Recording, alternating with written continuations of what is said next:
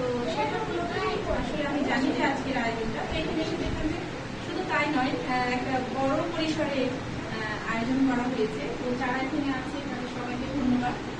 আর আসলে আসলে আমাদেরকে আগে বুঝতে হবে যে স্বেচ্ছাসেবী সংগঠন আর একটা অনলাইন পেজ, অনলাইন গ্রুপ, এর মধ্যে পার্থক্যটা কি। আমরা যখন এই পার্থক্যটা বুঝবো তখনই কিন্তু একটা সংগঠনের সেবাটা কি আর অনলাইনের যে কাজগুলো হয়, গ্রুপের যে কাজগুলো হয় সেগুলো কি। স্বেচ্ছাসেবা হচ্ছে আমরা সমাজে যে সেবাটা দিব, অর্থাৎ নিঃস্বার্থ সেবা, আমার নিজের পকেটেরও অনেক সময় টাকা খরচ করে সেবা দেওয়া। আর আমরা অনলাইন গ্রুপ থেকে যে প্রোগ্রামগুলো করি সেগুলো সাধারণত কি হয়, বিজনেস একটা হচ্ছে।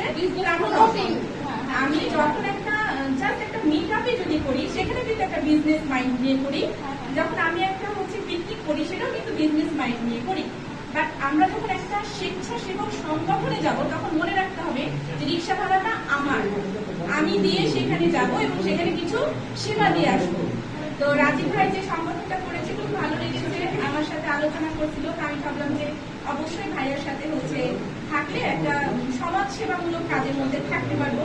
শুধু বিজনেস নিয়ে না, মাঝে মাঝে সমাজ সেবা করলে আসলে আমাদের মনেরও একটা শান্তি হবে। তো রাজীব ভাইকে অনেক ধন্যবাদ যে উদ্যোগটা আসলে রাজীব ভাইয়া নিয়েছে। আমরা আসলে ভাইয়াকে যদি নিঃস্বার্থভাবে সহযোগিতা করি তাহলে এই সংগঠনটা আরো অনেক বড় হবে। আমরা সবাই সবার জায়গা থেকে মনে করবো যে এটা আমাদের সংগঠন, আমি করব একটা কাজ, আমাকে মনে করতে হবে যেটা আমার কাজ, রাজীব ভাইয়ের কাজ না, তাহলে হয়তো এই সংগঠনটা একটা ভালো জায়গায় যাবে। আর ভাইয়া খুব সুন্দর একটা প্রস্তাব দিয়েছে একটা পিকনিকের কথা। ঠিক আছে, শুধু কাজ করলে হবে না, বিনোদনেরও প্রয়োজন আছে। এই সংগঠন থেকে আমরা অনেক কাজই করে থাকি। তো একটা পিকনিকের আয়োজন ভাইয়ের কাছে আমারও একটা আবেদন থাকলো, যদি করে তাহলে আমরা সবাই চেষ্টা করবো অংশগ্রহণ করার। কেউ কিন্তু এটা মনে করে যাবে না যে রাজীব ভাইয়ের পকেট থেকে টাকা দিয়ে পিকনিক আয়োজন করবে। সবাই ন্যূনতম হলে একটা ফি দিয়ে পিকনিক আয়োজন করা হবে। তারপরে যেটা হয়তো দেখা যাচ্ছে যে কিছু হয়তো কম হচ্ছে বা কিছু খরচ হচ্ছে, সেটা আমরা সংগঠনের যারা সিনিয়র আছি আমরা সেটা হেল্প করবো। কিন্তু আমরা সবাই চাইবো যে একটা কন্ট্রিবিউট করি।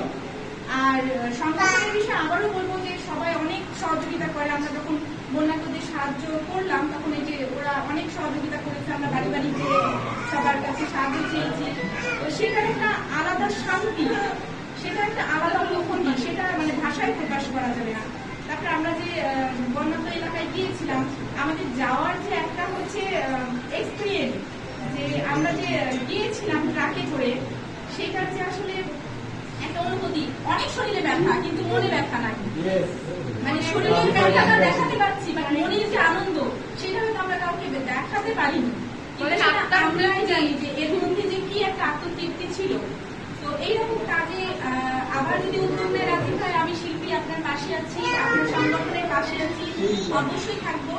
আর সবাইকে রিকোয়েস্ট করবো যে সবাই যেন এই সংগঠনটাতে নিঃস্বার্থভাবে যেন কাজ করে। কারো যদি কোনো রাগ থাকে সেটা মনের মধ্যে, কারো যদি অভিমান থাকে সেটা আমার মনের মধ্যে থাকে, সেটা যেন আমরা হচ্ছে সংগঠনের কারো উপরে না দেখাই। রাগ অভিমান থাকতেই পারে কিন্তু সেটা আমাদের ইসলামিক হাদিসেও আছে যে কাউকে যদি তুমি ঘৃণা করো সেটা মনে করো, প্রকাশ্যে না। সেটা আমি কেন ফেসবুকে স্ট্যাটাস দিব? আমার যদি কারো উপরে রাগ থাকে আমি কেন ফেসবুকে স্ট্যাটাস দিব? যে ব্যক্তিকে উদ্দেশ্য করে বলা হচ্ছে তারও একটা মান সম্মান আছে। সে যদি রিক্সাও চালায়, আমি মনে করি রিক্সাওয়ালারও একটা মান সম্মান আছে। রিক্সাওয়ালাকে নেমে যদি একটা ধন্যবাদ দেওয়া হয়, ওরা যদি একটা হাসি দেয়, ওটা কিন্তু অনেক দোয়া। আমি এটা সবসময় করি। আর আমি চেষ্টা করবো যে আমাদের তারুণ্য স্বেচ্ছা সংগঠনের সবাই যেন নেমে রিক্সাওয়ালা বলে ভাই ধন্যবাদ, কারণ তারা একটা মানুষ হয়ে মানুষকে নিয়ে যাচ্ছে। তো এই যে আমাদের যে মনের ভিতরে দ্বিধা দ্বন্দ্বগুলো থাকে সেগুলো আমাদের মনেই থাকে, আমরা যদি সংগঠনে প্রকাশ না করি, তার সাথে আমরা বসবো, আলাদাভাবে বসবো, তাকে নিয়ে ডাকবো, এক কাপ চা খাবে, 2 থাপ্পড় মারবো, কেন এটা করেছি, কিন্তু আমরা কখনো পাবলিকলি কাউকে কোনো কিছু বলবো না। এটা সবার কাছে আমার রিকোয়েস্ট, কারণ যার যার জায়গায় সবার সম্মান আছে। ওই ছোট্ট মেয়েটারও কিন্তু একটা সম্মান আছে, ওকে আমি মিন করে কখনোই পাবলিকলি কিছু বলবো না। ও অন্যায় করলে ওকে বাসায় ডেকে দরকার করলে দুটো থাপ্পড় মেরে বলবো, বাট আমি পাবলিকলি কিছু বলবো না। এটা আমার তারুণ্য স্বেচ্ছাসেবী সংগঠনের একটা হচ্ছে অনুরোধ, এই কাজগুলো যেন কখনো না করা হয়। আর আবারও বলবো, আমরা যাই করবো না কেন নিঃস্বার্থভাবে, এখানে কোনো স্বার্থ দেখা হবে না, কোনো টাকা পয়সা নিয়ে কেউ বলা হবে না যে আমি এই কাজটা করেছি 5 দিন খেটেছি, কেন আমাকে 5 দিনের রিক্সা ভাড়া দেওয়া হলো না? যদি প্রয়োজন হয়, বড় যারা ভাইয়া আছে, সিনিয়র যারা আছে, আমরা আছি, যাদের প্রয়োজন হয় আমাদেরকে বলবেন, আমরা তাদেরকে সহযোগিতা করার চেষ্টা করবো। হতেই পারে ও একটা স্টুডেন্ট, ও 5 দিন আমার পাশে যদি আসে সংগঠনে কাজ করতে, ওর পকেট থেকে টাকা খরচ হচ্ছে, সেটা আমাদের বিবেচনা। আমরা যারা সিনিয়র আছি তাদেরকে, তারা আমাদেরকে বলবে, ঠিক আছে?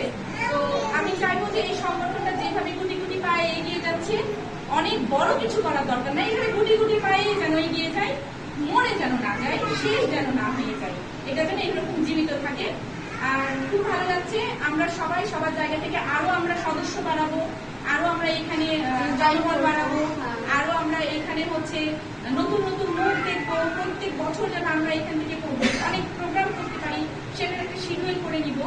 তো এই প্রত্যাশা নিয়ে আমি আমার বক্তব্য শেষ করছি। আমি আমার পরিচয় একটু দিয়ে নিই। আমার নাম হচ্ছে সাইকা খাতুন শিল্পী। আমি প্রফেশনালি একজন বিউটিশিয়ান এবং আমার একটা হচ্ছে উদ্যোক্তা গ্রুপ আছে। আমি উদ্যোক্তাদের নিয়ে বিভিন্ন প্রোগ্রাম করে থাকি আর বিভিন্ন ট্রেনিং অ্যারেঞ্জ করে থাকি। আমার গ্রুপের নাম হচ্ছে ট্রিপল ই উদ্যোক্তা গ্রুপ। আর পাশাপাশি আমার একটা লেডিস টেলারও আছে, সেটাও আমি পরিচালনা করে থাকি। আর তাছাড়া হচ্ছে আমি ব্যক্তিগত লাইফে একজন সিঙ্গেল মাদার। আমার একটা ছেলে আছে, ক্লাস 4-এ পড়ে। আর বাকিগুলো আমার আরো ছেলে মেয়ে আছে, একটা আমার আব্বা, একটা আমার মা। ওনারা খুব অসুস্থ, আপনারা সবাই আমার আব্বা মার জন্য দোয়া করবেন। আর আপনাদের সবার দাওয়াত থাকে।